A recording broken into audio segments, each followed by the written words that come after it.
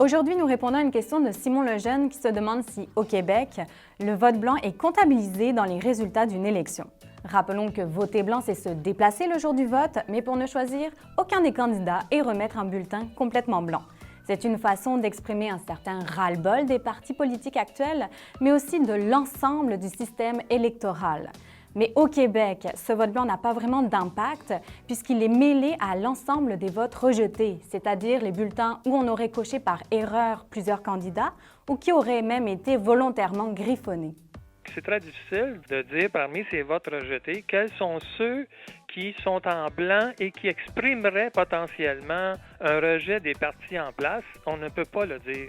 Ça reste dans tous les cas marginal.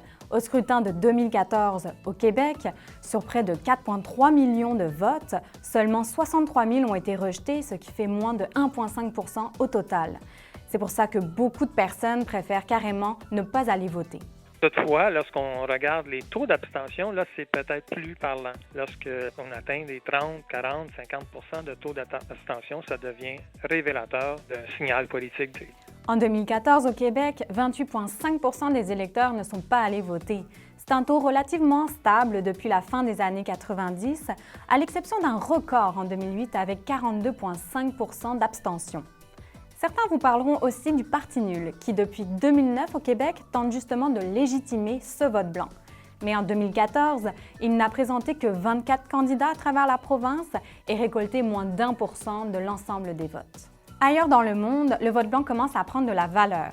En Europe, par exemple, certains pays comme la Suisse ou la France font désormais la distinction lors des élections entre les votes blancs et les votes rejetés. Ainsi, lors de la présidentielle française en 2017, qui opposait Emmanuel Macron et Marine Le Pen, on a vu que près de 8,5 % des bulletins étaient blancs et 3 % étaient rejetés. Et d'autres pays vont même plus loin encore. Prenons l'exemple de la Mongolie où tous les votes blancs sont comptabilisés lors d'une élection présidentielle. Et puisque pour être élu, il faut la majorité absolue, il se peut qu'aucun candidat ne soit porté au pouvoir.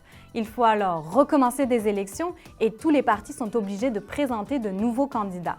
Par exemple, le président actuel de la Mongolie, en 2017, a été élu au second tour, mais de justesse, alors que plus de 8 % des votes étaient blancs. Voici donc dans les grandes lignes le vote blanc au Québec et un petit peu ailleurs. Si vous avez encore des questions, n'hésitez pas à nous écrire à l'adresse questions@ledevoir.com.